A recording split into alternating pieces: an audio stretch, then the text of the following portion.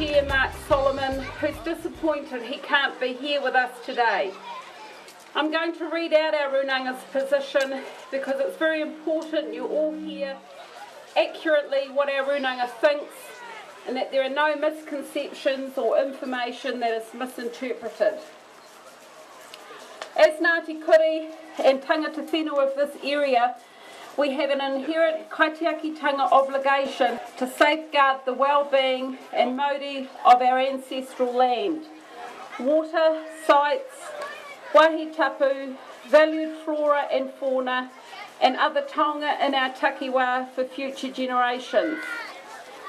Kaitiakitanga is the exercise of guardianship by the tangata whenua of an area in accordance with tikanga Māori. Through the Te Korowai process, our runanga gifted the sharing of this obligation to our Kaikoura community so that collectively we can stand together and protect all that surrounds us, for us and our children after us. Mō tātou a mō kauri a muri aki nei. After careful consideration, Te Runanga o Kaikoura have decided to oppose mining activities off our coast because of a number of concerns. Our concerns are about the needs of our coastal community.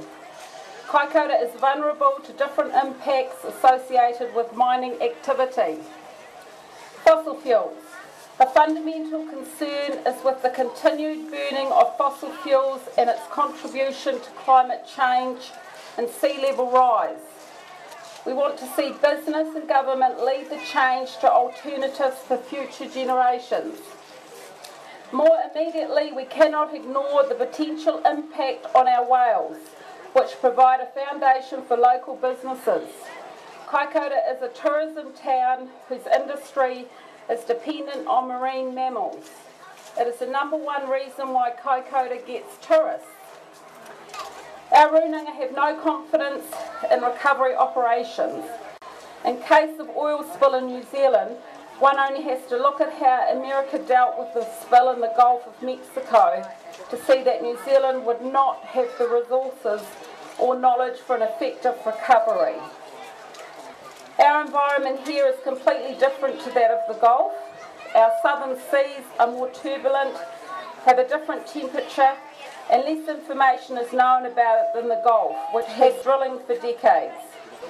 An oil spill hitting Kaikoura would be a catastrophe that we cannot afford, and there's no guarantee that we would be able to recover from it. If it did happen, the risk is too great. We know the Kaikoura community are with us and share our concerns. We need the government and industry to show they are listening and halt mining activities off our beautiful coast. We are pleased to stand together today. We need to be strong and tenacious. We need to be smart and work together. This is our place and we know what is best for our place. Kia kaha ngā Kaikoura whānau.